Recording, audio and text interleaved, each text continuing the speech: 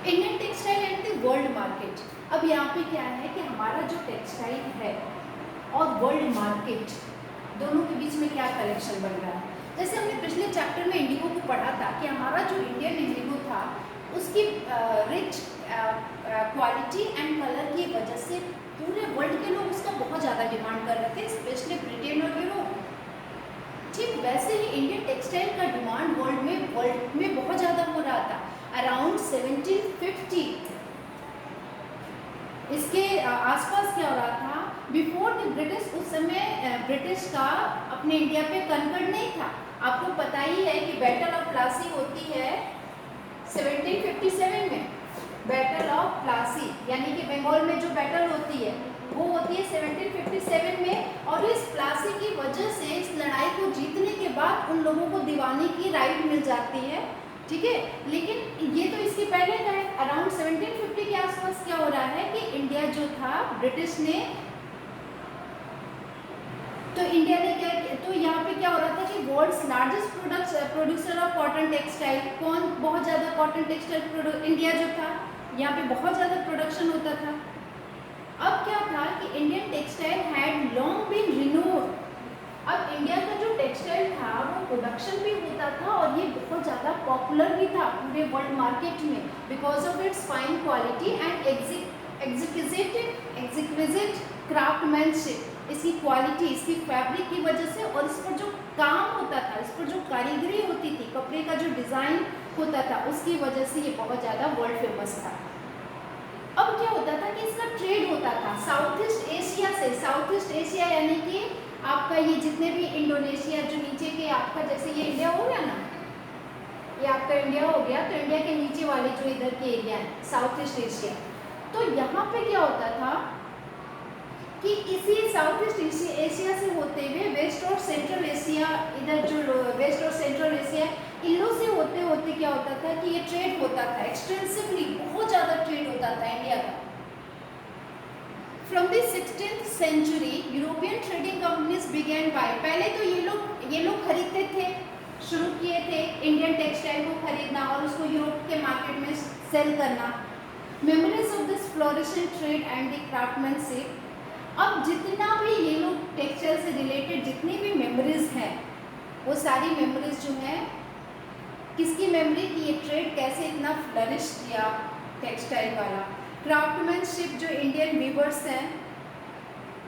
Viewers हैं उनका जो काम था, उसकी पूरी की पूरी कहानी है, हिस्ट्री है कि वो कैसे काम करते थे। अब जैसे कि अब यहाँ पे वर्ड्स टेल अस हिस्ट्री, अब कुछ ऐसे शब्द होंगे जिससे आपको पता चलेगा वहाँ की कहानी के बारे में। एक वर्ड है मसलिन, दूसरा वर्ड है कैलिको।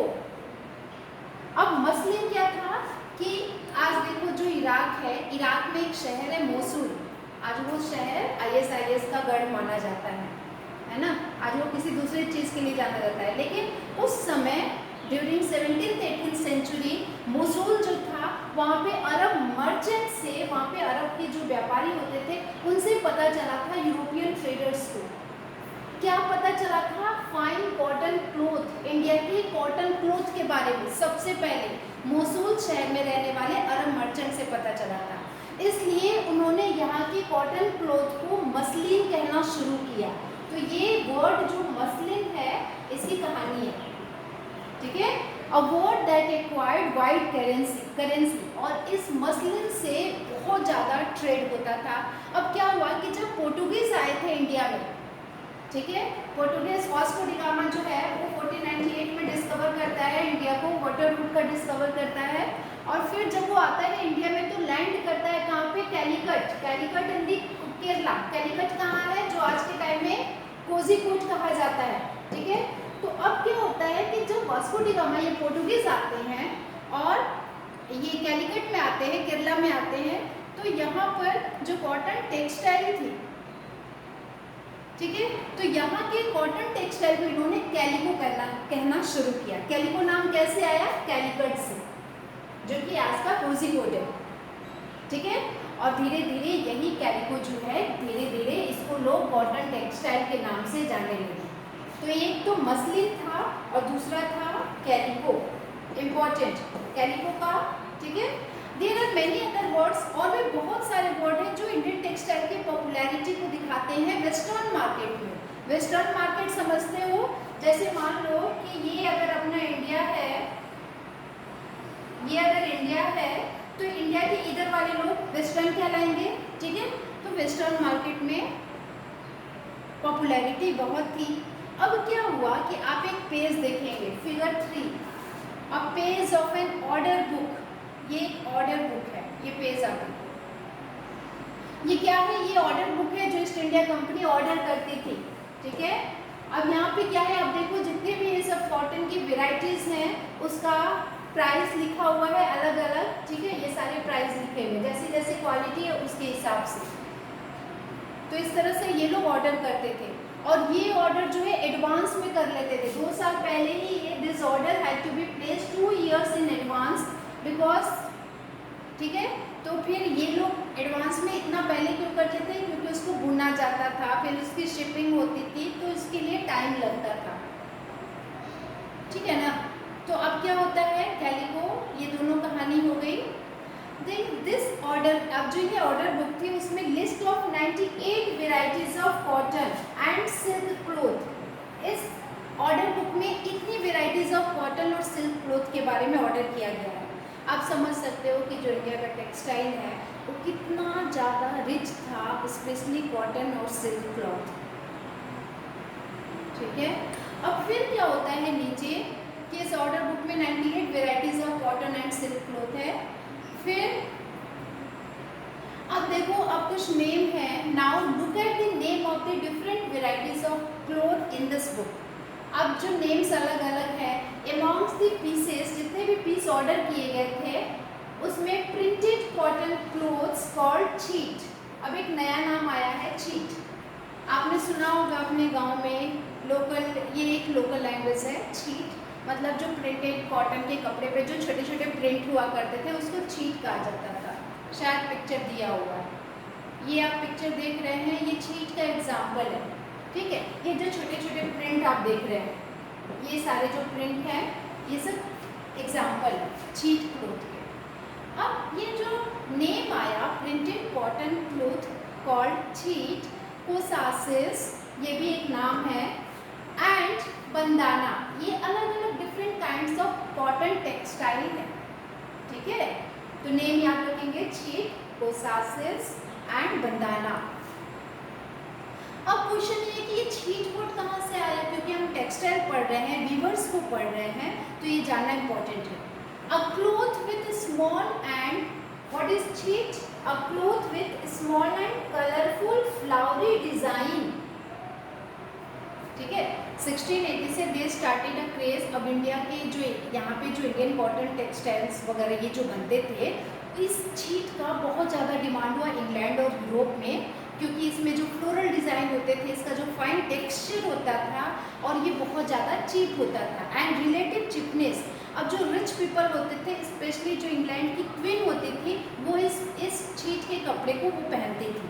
तो आप इससे अंदाज़ा लगा सकते हो कि हमारा जो टेक्सटाइल है वो कितना यूरोप के मार्केट में कितना पॉपुलर था, ठीक है। अब जो दूसरा वर्ड था बंदाना, अब ये बंदाना क्या है, नाम से पता चल रहा है, बंदाना मीन्स बांधना, जो अपने सर के आसपास जो था, स्कार्फ जैसे हम लोग बांधते हैं ना, तो ये brightly coloured and printed scarf होता था जो नेक और हेड के आसपास बांधा जाता था, वहीं से ये वर्ड आया है बंदाना, ठीक है। अब इसमें क्या है बंदाना में कि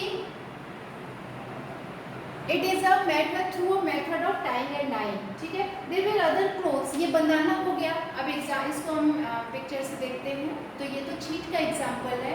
यहाँ पे आप देख सकते हो, ये जमदानी, जमदानी एक मसलिन है जो इराक के मोसूल शहर में यहाँ से अरब ट्रेडर्स लेके जाते थे, ठीक है। ये जो आप प्रिंट देख रहे हैं, और फिर बंदाना का हमने ये समझा कि Bandana was the brightly colored printed scarf and printed scarf for the neck or head.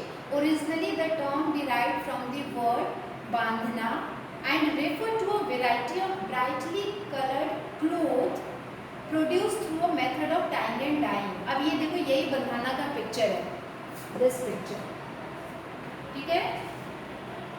अब अब क्या है आगे, देयर वर अदर क्लोथ्स, दूसरे भी क्लोथ जो इस ऑर्डर बुक में ऑर्डर किए गए थे, जैसे कि कासिम बाजार, पटना, कैलकाटा, उड़ीसा, चारपुरे, ये सब अलग अलग उनके नाम, उस जगह के नाम पर इस कपड़े का, इन सब कपड़े का नाम पड़ा था।